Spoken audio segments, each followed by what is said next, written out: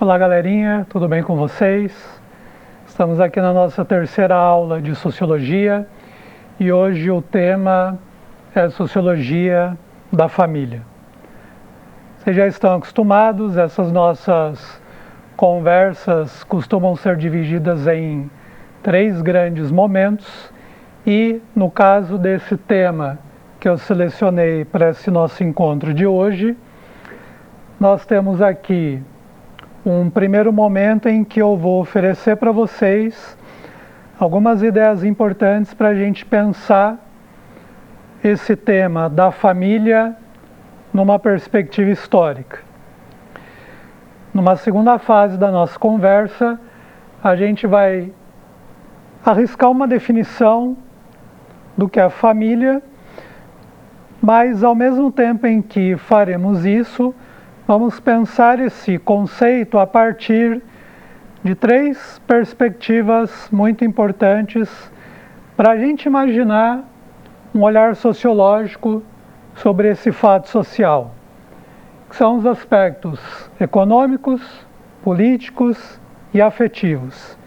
E, no final da nossa conversa, num terceiro momento, eu vou tentar discutir com vocês algumas relações entre a maneira como a família está configurada e quais são os efeitos objetivos e subjetivos interiores para a composição da nossa personalidade ou disso que eu estou chamando da nossa subjetividade.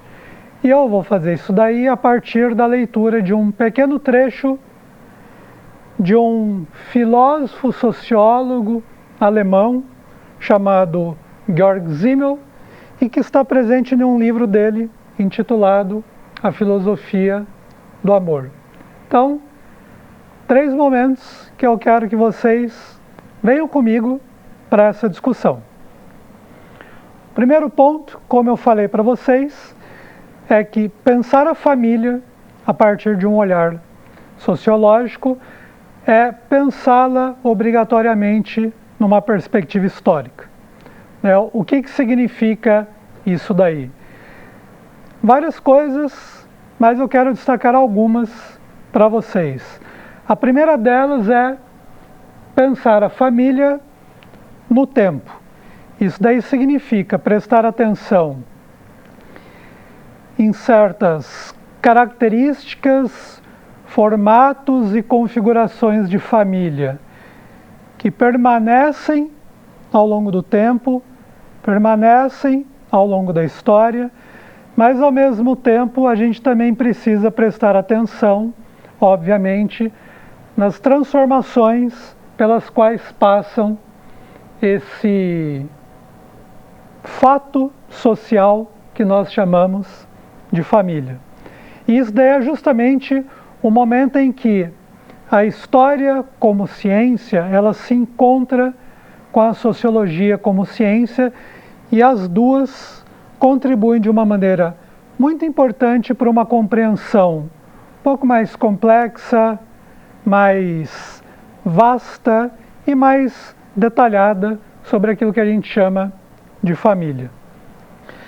Ao mesmo tempo, quando eu faço isso daí, significa que a todo instante eu estou pensando a família, não como um agrupamento humano isolado, fechado, mas em relação constante com o tipo de sociedade em que ela se apresenta num determinado momento da história.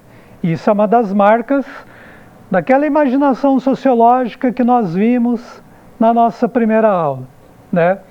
Essa ideia de que a família precisa ser pensada junto com a sociedade, junto com a maneira como a sociedade está estruturada, organizada e viva das mais variadas maneiras.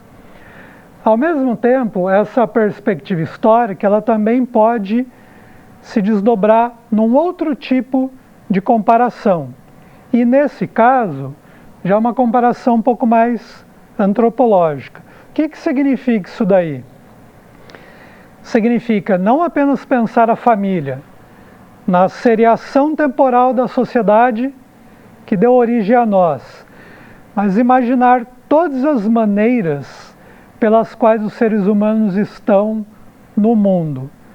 Todas as formações culturais, a diversidade cultural que marca a existência humana, isso também é uma maneira muito rica e produtiva para a gente construir reflexões filosóficas, históricas, sociológicas a respeito da família.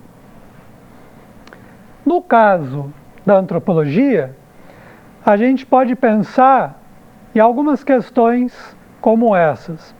A quais necessidades humanas as famílias respondem? Quais são as funções das famílias nas mais variadas culturas, nos mais variados povos, nos mais diversos tipos de sociedade? O que permanece, o que se transforma? E quando a gente combina esse olhar histórico com esse olhar cultural, nós temos uma possibilidade de ampliar a nossa maneira de ver isso que nós chamamos de família, para muito além do senso comum que normalmente marca a maneira como as pessoas pensam sobre esse tema. Então, aqui a gente tem um primeiro ponto. Quando a gente começa a entrar para o segundo elemento importante, eu vou tentar construir agora com vocês um conceito de família e, ao mesmo tempo, vou tentar mostrar como é que a gente pode pensar essa realidade social a partir de uma perspectiva econômica, política e afetiva. O que seria um conceito de família? A gente poderia pensar, é um grupo de pessoas que convive numa mesma casa, mas não obrigatoriamente, né? Eles podem conviver no mesmo espaço, mas essa família também pode ser fracionada e viver em locais muito diferentes.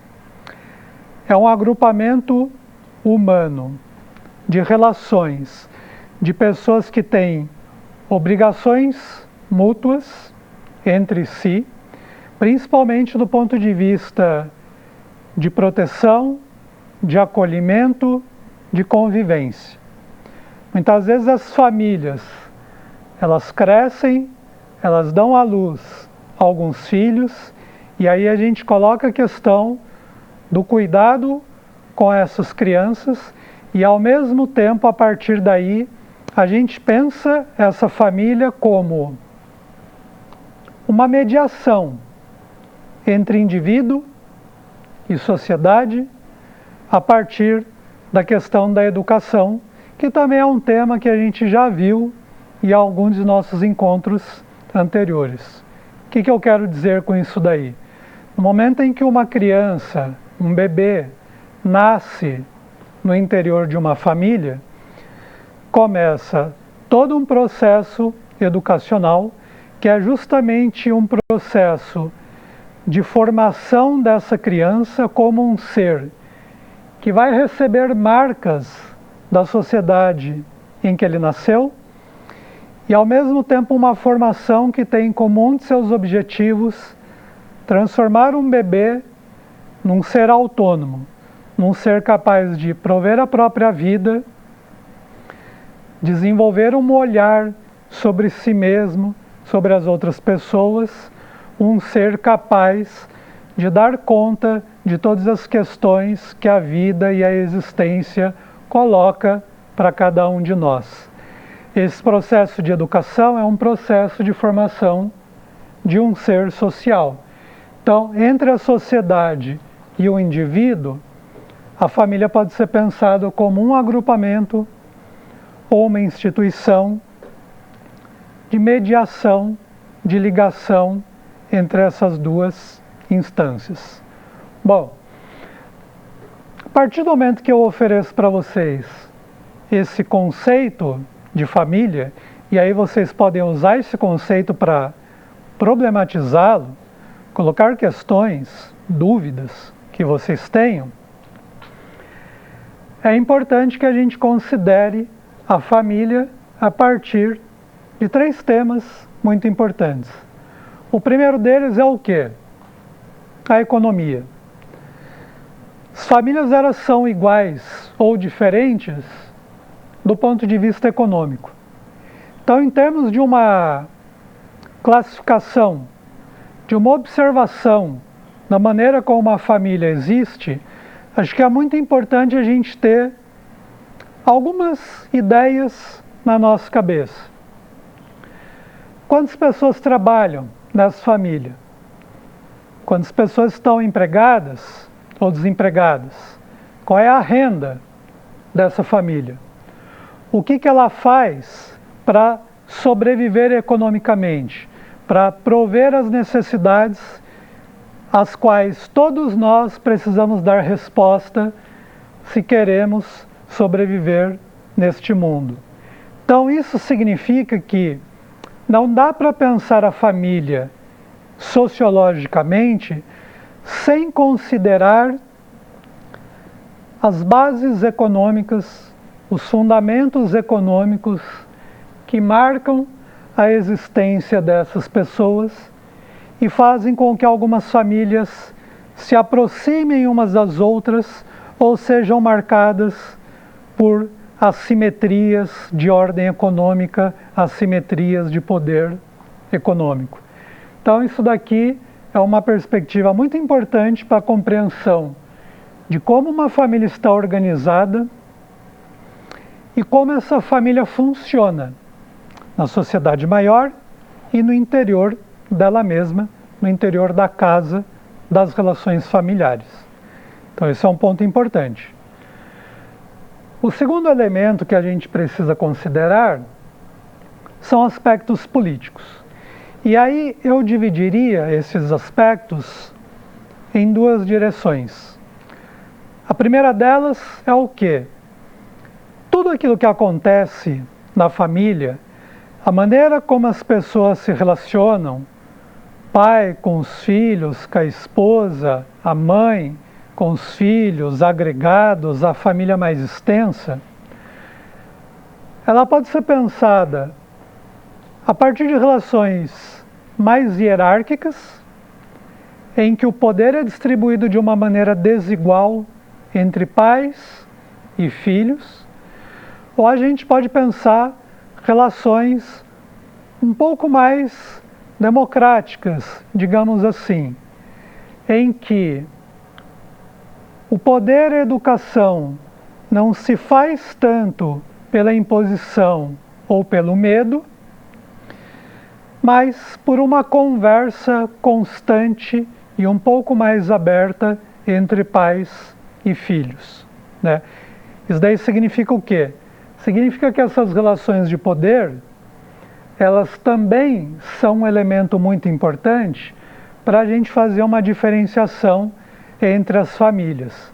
Pode ser que existam famílias um pouco mais rígidas do ponto de vista desse poder, pode ser que existam famílias que são um pouco mais abertas, um pouco mais arejadas, em que a educação é pensada a partir de uma conversa, de um diálogo, de um esforço de convencimento dos pais em relação aos filhos, dos pais entre si e das crianças entre si, dentro dessa casa ou dentro dessa família. Esse é um ponto. Um outro ponto importante é que a gente também pode pensar a família e esse elemento do poder político a partir da forma como a sociedade maior ela também está organizada politicamente, né? E isso daí abre algumas possibilidades da gente pensar como é que o tema da família é elaborado, é explorado politicamente pelos políticos, pelos partidos, como a gente vê, por exemplo, no Brasil contemporâneo, ou até mesmo como muitas vezes a família oferece para a gente algumas metáforas que são interessantes para entender como é que se dá a relação de poder numa determinada sociedade. Então, se a gente for, por exemplo, para o caminho da história, você pode perguntar para o seu professor ou para a sua professora de história que Getúlio Vargas, um antigo político brasileiro, que foi presidente em 2 momentos da nossa história, ele ficou conhecido, principalmente entre os setores mais populares, como o pai dos pobres. No momento em que um presidente, ocupando uma posição de poder, é visto por uma parte da população como pai dessa parcela social, a gente tem uma ideia interessante para pensar como é que a família e aquilo que acontece dentro da família dá para as pessoas um jeito de ver o mundo e um jeito de analisar a política, de viver a política, a tal ponto de que a figura do pai, que é um dos integrantes da família, acaba se transformando numa metáfora, olha nós aí de novo numa aula de língua portuguesa, para se referir a uma liderança política como essa de Getúlio Vargas, né? Então, é nesse sentido que eu digo para vocês que esse elemento político, ele pode ser pensado em termos das relações de poder dentro da família, mas ao mesmo tempo na relação da família com a estrutura política maior da sociedade em que ela deve ser pensada e refletida. Por último, nesta segunda parte da nossa conversa, existem os aspectos afetivos. O que significa isso daí? Em toda família, nós somos afetados emocionalmente das mais variadas maneiras. Na relação com os nossos irmãos, com o nosso pai, com a nossa mãe, com os familiares mais amplos. Esses elementos afetivos, esses elementos emocionais, eles podem ampliar a nossa perspectiva de vida, junto com os aspectos políticos e econômicos, ou eles podem restringir os nossos horizontes de vida. Nós podemos ser pessoas marcadas profundamente por experiências de medo dentro da família, mas nós podemos ser marcados também por experiências de carinho, de acolhimento, que são muito importantes para o desenvolvimento emocional, afetivo de cada um de nós. Então, imaginar a família a partir da dinâmica afetiva talvez seja uma das formas mais interessantes para a gente pensar todas as consequências objetivas e subjetivas que a experiência dentro de uma família pode ter do ponto de vista da formação de cada um de nós. Nós podemos ser pessoas mais independentes, que enfrentamos o mundo de uma forma mais aberta, cautelosa, pensando bem sobre todas as possibilidades que nós temos, mas nós também podemos crescer com traumas muito pesados, dependendo do tipo de experiência que você tem dentro de uma família. E fazer uma sociologia da família significa, dentre outras coisas, não pensar a família como ela deveria ser, nem idealizar a família, mas é justamente, na medida das nossas possibilidades, pensar as famílias como elas são num determinado momento. Isso é uma questão de grande relevância até os dias de hoje.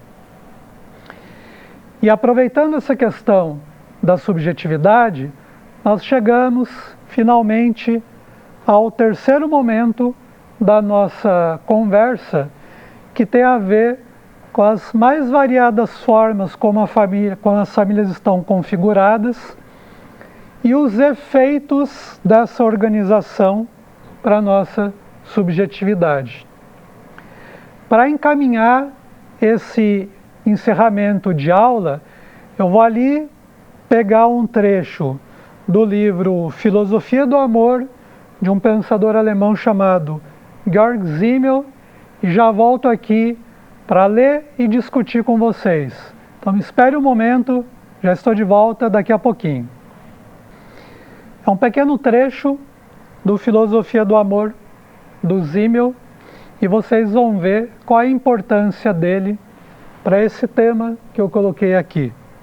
O Simmel fala assim: o que incitou os seres humanos a estabelecerem alianças duradouras, fontes de obrigações com frequência restritivas, em vez de se limitarem a satisfazer momentaneamente a sua paixão? Então percebam que aqui a gente já tem um elemento muito interessante para entender a família. São laços sociais, são relações mais duradouras, em que os seres humanos aceitam algumas restrições que vêm junto com essas relações, e a gente vê que o Simmel faz um contraponto entre essas relações que são mais persistentes ao longo do tempo como obrigações e, de outro lado, uma satisfação mais momentânea, mais rápida de certas paixões que nos marcam como seres humanos. Algo mais duradouro, algo mais volátil, algo mais sólido e algo mais líquido. Vou continuar a leitura com vocês. A utilidade social que impeliu nesse sentido talvez tenha sido, a princípio, a maior solidez, a posterior consistência que a sociedade tirou de vínculos duradouros. Um grupo cujos elementos estão reciprocamente implicados em ligações firmes, em relações confiáveis, em que um encontra no outro um apoio estável, fazendo que uma cadeia de deveres atravesse o conjunto do círculo social. Então percebam aqui que nós estamos falando de algo que tem a ver com esses aspectos afetivos que eu havia dito para vocês. Para que uma criança cresça com segurança, saudável, capaz de se transformar num ser de autonomia, que tem a possibilidade de conduzir a sua própria vida, de acordo com as suas orientações, os seus desejos, é muito importante que essa criança tenha uma confiança em si. E é muito importante que essa confiança em si tenha a ver com o tipo de relação que existe na família, com uma certa solidez que o Simmel está dizendo aqui, que é uma base para que essa criança confie na mãe, confie no pai, ou confie nas pessoas com as quais ela tem uma convivência dentro de casa, ou imaginando as relações mais amplas, né? Tios, primos, avós, outras pessoas que fazem parte disso que nós chamamos de família. E a partir dessa confiança é que vai se desenvolver um determinado tipo de subjetividade. Então percebam que se a família for mais estruturada de uma determinada maneira ou de outra, se a família for um pouco mais sólida ou mais volátil, isso daí tem efeitos do ponto de vista da construção da personalidade, da interioridade de cada um de nós. Continuar a leitura, que já está no finalzinho.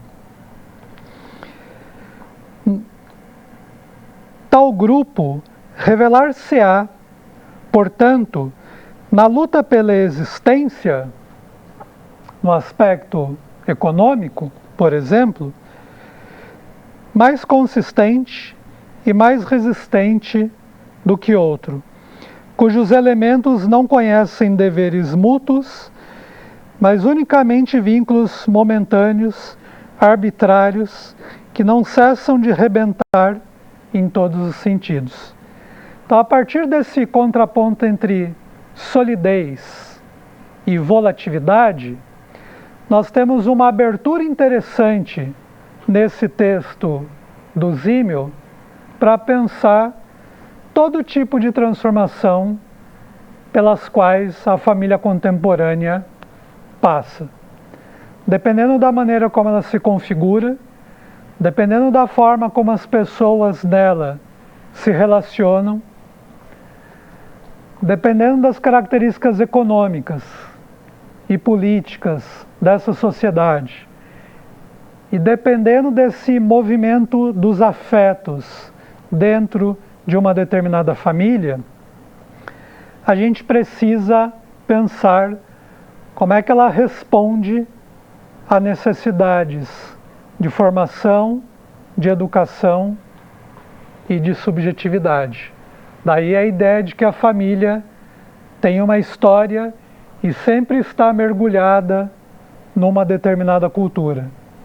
Se nós fizermos isso, se nós prestarmos atenção nesses pequenos fundamentos que eu ofereci para vocês agora, a gente pode desenvolver isso que eu estou chamando de um olhar sociológico sobre a família, que é, na medida das nossas possibilidades, tentar compreender a família da maneira como ela é efetivamente, e não da forma como ela deveria ser, e nem da forma como muitas vezes nós idealizamos.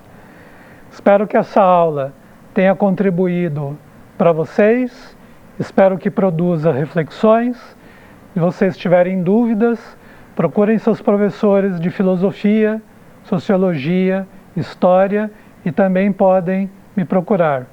Obrigado por esse encontro, até a próxima. Valeu!